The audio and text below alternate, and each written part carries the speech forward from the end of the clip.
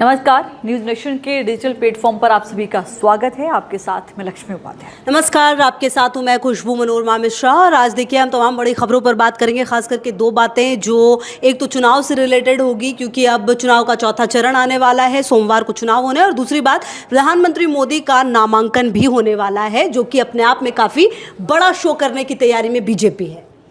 13 तारीख को प्रधानमंत्री नरेंद्र मोदी बनारस पहुंचेंगे। 14 तारीख को उनका नामांकन होगा। 13 तारीख को उनके रोड शो का कार्यक्रम होगा। जाहिर है कि प्रधानमंत्री का नामांकन है तो भारतीय जनता पार्टी की ओर से इसे मेगा शो करने का पूरा प्लान है। खुद अमित शाह वहां पर जो है निगरानी बनाए हुए हैं। मुख्यमंत्री योगी आदित्यनाथ वहां पर पहुंच चुके हैं। हर बार की तरह जैसे कि प्रधानमंत्री नरेंद्र मोदी रोड शो करते हैं, वो घर घर जाकर उन्होंने आज तक बनारस में कोई वोट नहीं मांगा है और उसी को आगे बढ़ाते हुए इस बार भी वो रोड शो करेंगे। उसके बाद बाबा के दर्शन करेंगे और उसके बाद उनका नामांकन जो है वो दाखिल होगा।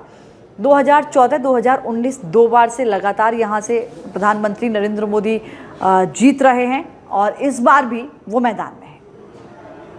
बिल्कुल, और मैदान में है तो तैयारी भी वैसी ही है। और आप अगर प्रधानमंत्री मोदी के इस पूरे रोड शो को देखिए तो ये काफ़ी भव्य अपने आप में रहेगा और एक तरह से ये समझिए शक्ति प्रदर्शन है, क्योंकि प्रधानमंत्री मोदी जब रोड शो करेंगे तो जो उम्मीद जताई जा रही है वो ये कि एनडीए के जो तमाम बड़े चेहरे हैं वो हो सकते हैं इसमें शामिल, और एक तरह से ये एक संदेश देने की कोशिश होगी कि किस तरीके से जो भी पार्टियां बीजेपी के साथ है वो साथ में मौजूद है। और एक बात इंपॉर्टेंट ये भी है कि जब आप ऐसे बनारस, अयोध्या, इन तमाम जगहों पर जाते तो एक हवासी है, लोग वहां पर राम मंदिर को बहुत बड़ा मुद्दा मानते हैं, लोग यहां पर भक्ति में काफी लीन नजर आते हैं। तो वाराणसी अपने आप में एक ऐसी जगह है जहां से प्रधानमंत्री मोदी ने पहली बार ही ये कह दिया था, मुझे तो मां गंगा ने बुलाया है। तो एक इमोशनल अटैचमेंट प्रधानमंत्री लगातार वहां से दिखाते रहे हैं। तो बहरहाल जब रोड शो करेंगे तो वो तस्वीरें भी अपने आप में काफी भव्य होंगी। बिल्कुल, देखिए कल उनका रोड शो होगा और कल चुनाव भी होगा। चौथे चरण का कल चुनाव होने जा रहा है और कल ही वाराणसी में, हालांकि वाराणसी में अगर आप चुनाव की डेट पूछें तो 1 जून को यहाँ पर चुनाव होगा।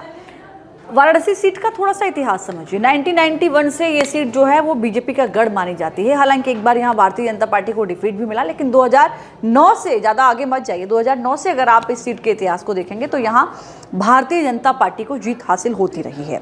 2014 में प्रधानमंत्री नरेंद्र मोदी जबकि उम्मीदवार थे प्रधानमंत्री पद के, वो यहाँ से लड़े, जीते, 19 में जीते। इस बार भी क्या होगा समझना होगा वहाँ के समीकरण को। लेकिन 2019 में अगर आप वोट प्रतिशत या मैं कहूँ कि आंकड़ा समझें तो यहाँ करीब 6.25 लाख वोट प्रधानमंत्री नरेंद्र मोदी को मिले थे।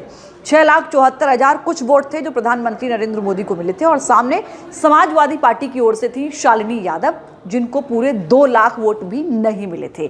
1,95,000 कुछ वोट शालिनी यादव यहाँ से ले पाई थी। लेकिन इस बार चूंकि कांग्रेस और समाजवादी पार्टी का गठबंधन हो चुका है, ऐसे में क्या ये आंकड़ा जो था ये बढ़ेगा या कोई इस तरीके की कोई तस्वीर नजर आएगी कि थोड़ी फाइट का मुकाबला नजर आए, इस पर नजर जरूर रहेगी सबकी। बिल्कुल, और देखिए इसकी अगर आप बात करें, इसी में एक क्रम और आगे ये बढ़ जाता है कि इस सीट की अगर आप बात करें तो कहा यह जा रहा है कि रोड शो में ही 10 लाख लोगों को शामिल किया जाएगा। मतलब बीजेपी टारगेट जो है वो सेट कर चुकी है इस सीट के लिए खास करके। तो चलिए ये देखना दिलचस्प होगा। बहरहाल एक बात आपको ये भी बता दें कि अब जैसा जिक्र चुनाव का हो रहा है तो आप समझिए कि कल का दिन अहम होगा। 10 राज्यों और केंद्र शासित प्रदेश की 96 लोकसभा सीटों पर कल चुनाव होगा। तैयारियां पूरी कर ली गई है और 13 मई मतलब कि कल का दिन इंपॉर्टेंट इसीलिए है क्योंकि अगर आप इन 96 सीटों की बात करें तो 40 पर अभी वर्तमान में बीजेपी के सांसद मौजूद हैं। यूपी की अगर आप 13 सीट देखेंगे निश्चित तौर पर तो 13 की 13 सीटें इस वक्त भारतीय जनता पार्टी के खाते में हैं। 1-2 सीट है जहां पर इन्होंने सिटिंग सांसद को बदला है, जैसे कानपुर में भी चेंज किया है। इस तरीके की 1-2 सीटें ऐसी रही हैं जहां पर चेंज किया, अन्यथा सारे सांसद जो मौजूदा सांसद थे उन्हीं को यहां पर भारतीय जनता पार्टी ने उतारा है। ये सीट इसलिए भी इस चरण का चुनाव महत्वपूर्ण हो जाता है, आप कह सकते हैं कि यादव परिवार जो है वो भी इसमें आपको सम्मिलित होता हुआ नजर आएगा। कन्नौज से अखिलेश यादव मैदान में हैं, समाजवादी पार्टी के मुखिया हैं, पूर्व मुख्यमंत्री रहे हैं। सुब्रत पाठक ने 2019 में उनकी पत्नी यानी डिंपल यादव को यहां से हराया था। हालांकि वोटों की संख्या बहुत ज़्यादा नहीं थी, करीब 55-60 हज़ार के बीच का ही आंकड़ा रहा था, तो बहुत डिफरेंस नहीं था। लेकिन कहते हैं कि जीत तो एक वोट से भी जीत होती है और हार तो हार होती है। तो वो जो हार का जो मन में जो एक पीड़ा है, क्या उस हार का बदला इस बार अखिलेश यादव लेते हुए नजर आएंगे, ये एक बड़ा मुद्दा रहेगा।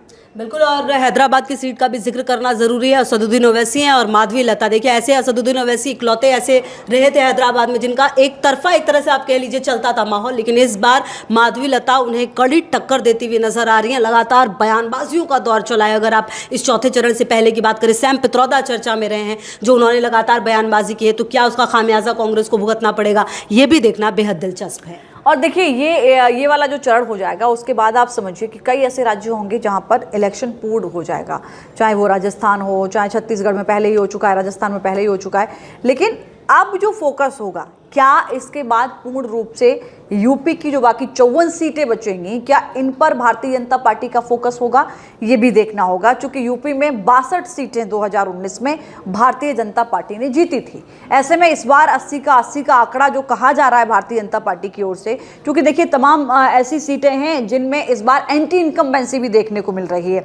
लखीमपुर खीरी आप देखिए, अजय मिश्रा टेनी जो कि मैदान में है, हालांकि वो नतीजे बता पाएंगे कि उनको फिर मैदान में उतारना क्या सही था, मास्टर स्ट्रोक था या नहीं था, उनको विभाग से न हटाना क्या सही था या नहीं था। लेकिन लखीमपुर खीरी पर भी सभी की निगाहें टिकी हुई हैं, क्योंकि यहां से अजय मिश्रा टेनी को ही भारतीय जनता पार्टी ने मैदान में उतारा है और वहां भी इसी फेज में इलेक्शन होना है। तो चलिए, लगातार नजर रहेगी इस पर भी कि चुनाव में क्या कुछ समीकरण बनते हैं, और साथ ही इस पर भी कि प्रधानमंत्री मोदी का जो भव्य रोड शो है वो कैसा होगा, नॉमिनेशन कैसा होगा। बहुत शुक्रिया आप सभी का। नमस्कार, न्यूज नेशन के डिजिटल प्लेटफॉर्म पर आप सभी का स्वागत है। आपके साथ मैं लक्ष्मी उपाध्याय। नमस्कार, आपके साथ हूं मैं खुशबू मनोरमा मिश्रा, और आज देखिए हम तमाम बड़ी खबरों पर बात करेंगे, खास करके दो बातें जो एक तो चुनाव से रिलेटेड होगी, क्योंकि अब चुनाव का चौथा चरण आने वाला है, सोमवार को चुनाव होने, और दूसरी बात प्रधानमंत्री मोदी का नामांकन भी होने वाला है, जो कि अपने आप में काफी बड़ा शो करने की तैयारी में बीजेपी है। 13 तारीख को प्रधानमंत्री नरेंद्र मोदी बनारस पहुंचेंगे, 14 तारीख को उनका नामांकन होगा, 13 तारीख को उनके रोड शो का कार्यक्रम होगा। जाहिर है कि प्रधानमंत्री का नामांकन है तो भारतीय जनता पार्टी की ओर से इसे मेगा शो करने का पूरा प्लान है। खुद अमित शाह वहां पर जो है निगरानी बनाए हुए हैं, मुख्यमंत्री योगी आदित्यनाथ वहां पर पहुंच चुके हैं। हर बार की तरह जैसे कि प्रधानमंत्री नरेंद्र मोदी रोड शो करते हैं, वो घर घर जाकर उन्होंने आज तक बनारस में कोई वोट नहीं मांगा है, और उसी को आगे बढ़ाते हुए इस बार भी वो रोड शो करेंगे। उसके बाद बाबा के दर्शन करेंगे और उसके बाद उनका नामांकन जो है वो दाखिल होगा।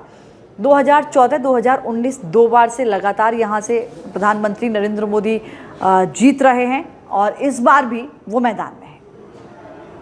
बिल्कुल, और मैदान में है तो तैयारी भी वैसी ही है। और आप अगर प्रधानमंत्री मोदी के इस पूरे रोड शो को देखिए तो ये काफ़ी भव्य अपने आप में रहेगा, और एक तरह से ये समझिए शक्ति प्रदर्शन है, क्योंकि प्रधानमंत्री मोदी जब रोड शो करेंगे तो जो उम्मीद जताई जा रही है वो ये कि एनडीए के जो तमाम बड़े चेहरे हैं वो हो सकते हैं इसमें शामिल, और एक तरह से ये एक संदेश देने की कोशिश होगी कि किस तरीके से जो भी पार्टियां बीजेपी के साथ है वो साथ में मौजूद है। और एक बात इंपॉर्टेंट ये भी है कि जब आप ऐसे बनारस, अयोध्या, इन तमाम जगहों पर जाते तो एक हवासी है, लोग वहां पर राम मंदिर को बहुत बड़ा मुद्दा मानते हैं, लोग यहां पर भक्ति में काफी लीन नजर आते हैं। तो वाराणसी अपने आप में एक ऐसी जगह है जहां से प्रधानमंत्री मोदी ने पहली बार ही ये कह दिया था, मुझे तो मां गंगा ने बुलाया है, तो एक इमोशनल अटैचमेंट प्रधानमंत्री लगातार वहां से दिखाते रहे हैं। तो बहरहाल जब रोड शो करेंगे तो वो तस्वीरें भी अपने आप में काफी भव्य होंगी।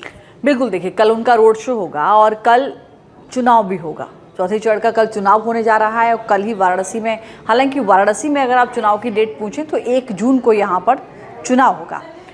वाराणसी सीट का थोड़ा सा इतिहास समझिए। 1991 से ये सीट जो है वो बीजेपी का गढ़ मानी जाती है। हालांकि एक बार यहाँ भारतीय जनता पार्टी को डिफीट भी मिला, लेकिन 2009 से, ज़्यादा आगे मत जाइए, 2009 से अगर आप इस सीट के इतिहास को देखेंगे तो यहाँ भारतीय जनता पार्टी को जीत हासिल होती रही है। 2014 में प्रधानमंत्री नरेंद्र मोदी जबकि उम्मीदवार थे प्रधानमंत्री पद के, वो यहाँ से लड़े, जीते, 19 में जीते। इस बार भी क्या होगा समझना होगा वहाँ के समीकरण को। लेकिन 2019 में अगर आप वोट प्रतिशत या मैं कहूँ कि आंकड़ा समझें तो यहाँ करीब 6.25 लाख वोट प्रधानमंत्री नरेंद्र मोदी को मिले थे। 6,74,000 कुछ वोट थे जो प्रधानमंत्री नरेंद्र मोदी को मिले थे, और सामने समाजवादी पार्टी की ओर से थी शालिनी यादव, जिनको पूरे 2 लाख वोट भी नहीं मिले थे। 1,95,000 कुछ वोट शालिनी यादव यहाँ से ले पाई थी। लेकिन इस बार चूंकि कांग्रेस और समाजवादी पार्टी का गठबंधन हो चुका है, ऐसे में क्या ये आंकड़ा जो था ये बढ़ेगा या कोई इस तरीके की कोई तस्वीर नजर आएगी कि थोड़ी फाइट का मुकाबला नजर आए, इस पर नज़र ज़रूर रहेगी सबकी। बिल्कुल, और देखिए इसकी अगर आप बात करें, इसी में एक क्रम और आगे ये बढ़ जाता है कि इस सीट की अगर आप बात करें तो कहा यह जा रहा है कि रोड शो में ही 10 लाख लोगों को शामिल किया जाएगा। मतलब बीजेपी टारगेट जो है वो सेट कर चुकी है इस सीट के लिए खास करके। तो चलिए ये देखना दिलचस्प होगा। बहरहाल एक बात आपको ये भी बता दें कि अब जैसा जिक्र चुनाव का हो रहा है तो आप समझिए कि कल का दिन अहम होगा। 10 राज्यों और केंद्र शासित प्रदेश की 96 लोकसभा सीटों पर कल चुनाव होगा। तैयारियां पूरी कर ली गई है और 13 मई मतलब कि कल का दिन इंपॉर्टेंट इसीलिए है क्योंकि अगर आप इन 96 सीटों की बात करें तो 40 पर अभी वर्तमान में बीजेपी के सांसद मौजूद हैं। यूपी की अगर आप 13 सीट देखेंगे निश्चित तौर पर तो 13 की 13 सीटें इस वक्त भारतीय जनता पार्टी के खाते में हैं। 1-2 सीट है जहां पर इन्होंने सिटिंग सांसद को बदला है, जैसे कानपुर में भी चेंज किया है।